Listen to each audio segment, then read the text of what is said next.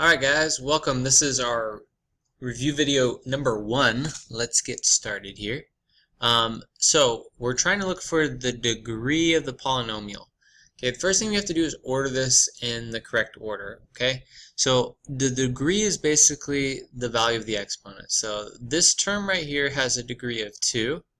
This term right here has a degree of 5. This term right here also has a degree of 5.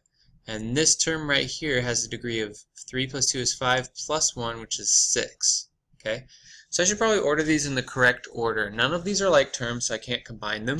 So if I order them, I get the positive 10, x to the third, y squared, z to the first. Next, I'm going to choose the one with the different variables in it. So we're going to do 8x squared, y to the third. Since they have the same value, it doesn't actually matter which one I put first. So I can do either one. So next is the 7x to the fifth, and then we get plus 2x squared. Okay, so the degree of the polynomial, the answer is actually 6. Okay, it's the highest degree in the polynomial. I don't add them all up together, so I'm not going to do 2 plus 5 plus 5 plus 6. So it's just the highest degree.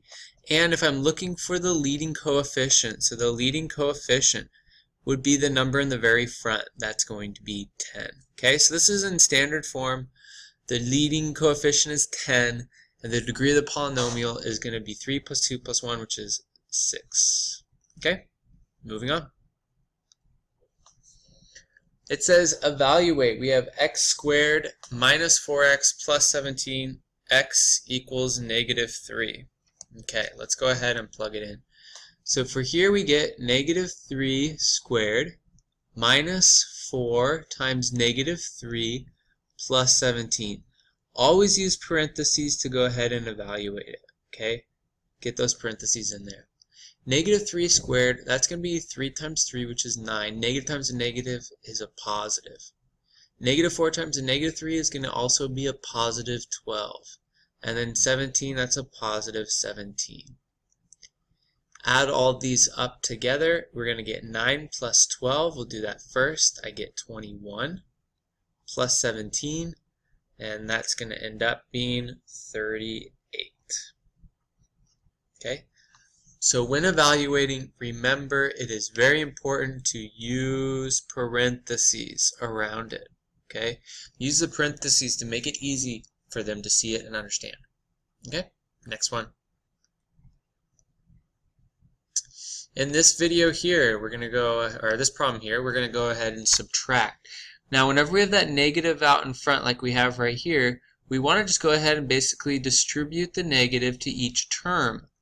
The negative 2x squared is going to become a positive 2x squared. The 4x is now a negative 4x. And the negative 1 becomes a positive 1. Okay? And then we put a plus sign here, and we get negative x squared plus 14x minus 3. Now we're going to do what we call combine like terms. Okay? So all the like terms we're going to combine. So we have a negative x squared. It's going to go combine with a 2x squared. We can combine those two, and that's going to be negative 1 plus 2, which gives me just x squared. The next term we're going to combine is the 14x. Notice I'm including the sign with it because it's positive, and here's a negative 4x. So that's going to become positive 10x. And last but not least, okay, the last one that we're going to pull from here is the 3 negative and 1 positive.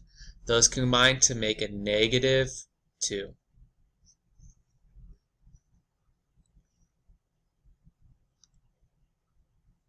Okay, here we're multiplying. To multiply, we just multiply through.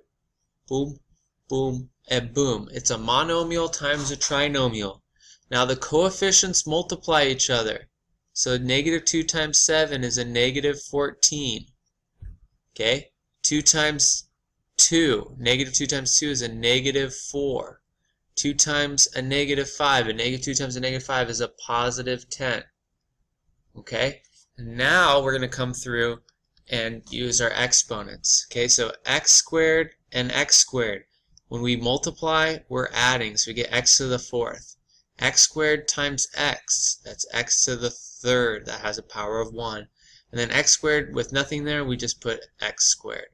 Obviously, none of these are like terms, so we are all done.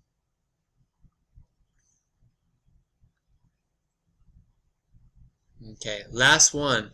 We're multiplying a binomial to a trinomial, so we must set up our box method. Okay, so here's our box, but this is a 2 by 3, so it's a little different. Okay, I'm going to put 3x here, negative 4 here. On the top, we're going to go ahead and get x squared, negative 8x, and negative 4. Let's go ahead and fill in what we know. 3x times x squared is going to give me 3x to the third. Exponents add.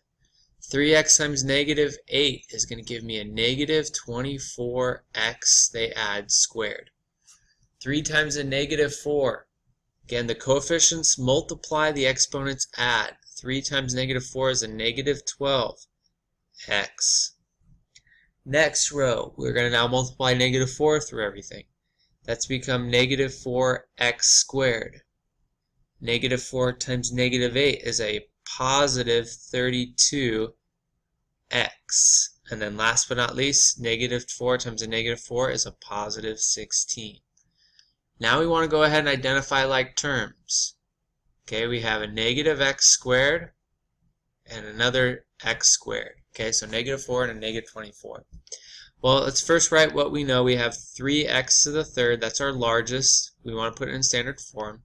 Next is x squared. We got to combine like terms. So negative 4 and a negative 24 is a negative 28x squared. Next, we're going to go ahead and use 32x and negative 12x. Those combine to make positive 20x. And then 16 has no one to combine with, so it's just a positive 16. There we go. All set in stone. The problem is done.